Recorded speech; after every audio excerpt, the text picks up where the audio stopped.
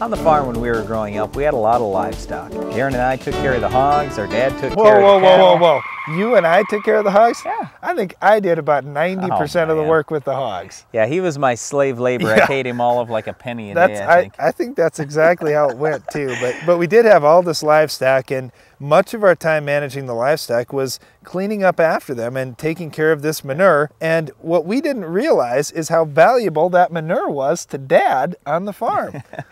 Well, the thing is with manure, it has plant nutrients in it, and it has some other stuff that we don't even know. What I'm trying to say is with manure, you can put out what you think is out there for nutrients. So you can look at the results. We get all our manure analyzed for nitrogen, phosphorus, potassium, sulfur, all the micronutrients. We try to match that up with commercial fertilizer, and we can never equal the yield. In other words, there's organic matter, there's bacteria, there are other things in that manure that for whatever reason makes the crop really good. So manure is super important, but the main thing we wanted to focus on today is, and I remember this from when we were growing up, I heard this line so many times. We'd complain about the smell of manure, and Dad would say, well, that's just the smell of money, guys.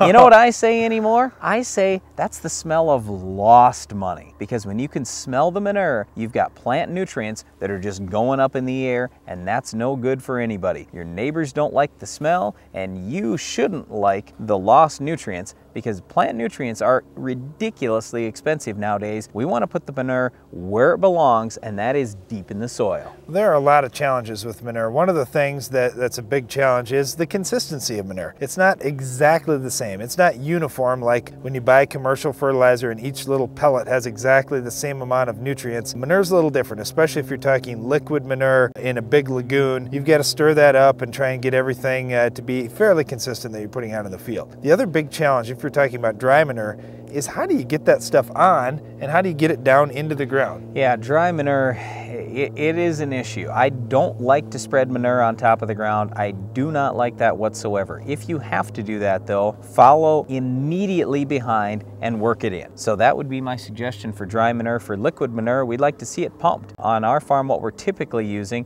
is hoses and injecting it into the soil. I would prefer to have it injected 10 to 20 inches down in the soil, honestly. What we found on our own farm is we can create new soil. We've got shallow topsoil in most of our ground, probably 4 to 8 inches of topsoil, that's it. But when we inject manure 10 to 20 inches deep, eventually we get black strips going down in the ground. We are creating new soil. That's an awesome thing. Now, if you can't do that on your farm, at least just get that manure injected a few inches deep. You should not smell manure. If you're smelling manure, you're smelling lost money. That is lost opportunity for you. You've got to figure out how you can get that manure covered better, more efficiently, faster. We want all those nutrients in the soil for use with next year's crop, not to smell it. With liquid manure, that's one thing. With dry manure, it's tough because you're spreading it on top and you get such a concentration in the top 6 inches of soil. That happens with liquid too, though. I mean, most people inject it shallow.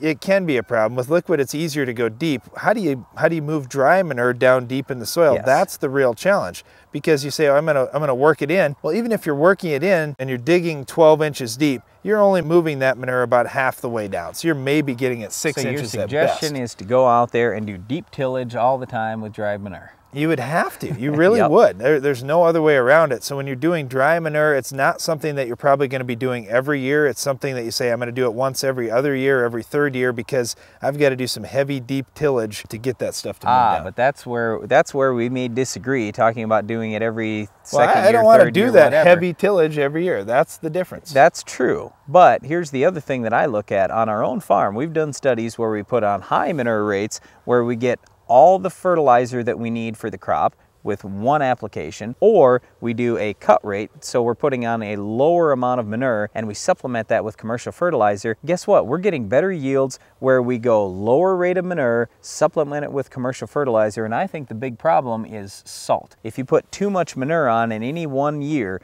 you end up with a high salt load, and that ends up hurting your crop more than it helps it. There's no question. There are challenges with manure. Salt's a big issue, but for me, again, back to this tillage, I don't want to be consistently doing doing 12-inch deep tillage every year because I'm going to create a terrible hard pan out there, and that's a problem too. There's no one easy answer of doing everything. Well, yeah, but I mean, if you want to get away from that, what you do is you keep varying that tillage level. So if you're 12 inches one year, you might want to be 10 the next year, you might want to be 14 the next year, and just keep moving that around. So our whole point with this manure is we want you to get it in the soil. We want you to put on immediately in the soil. Right. I've talked to too many guys that have spread dry out, and they say, well, it's just such a pain in the butt. I want to just get the spreading done, then do the tillage. And about that time, you catch a little shot of rain, and you're going to get complaints from miles around with the smell of manure. And like we said earlier, when guys are complaining about the smell, it's because you're losing nutrients. Yep, and for what fertilizer costs now, you are way ahead to spread your manure out. Instead of putting it on half your farm at a high rate, spread it out on your whole farm at a half rate, supplement it with commercial fertilizer.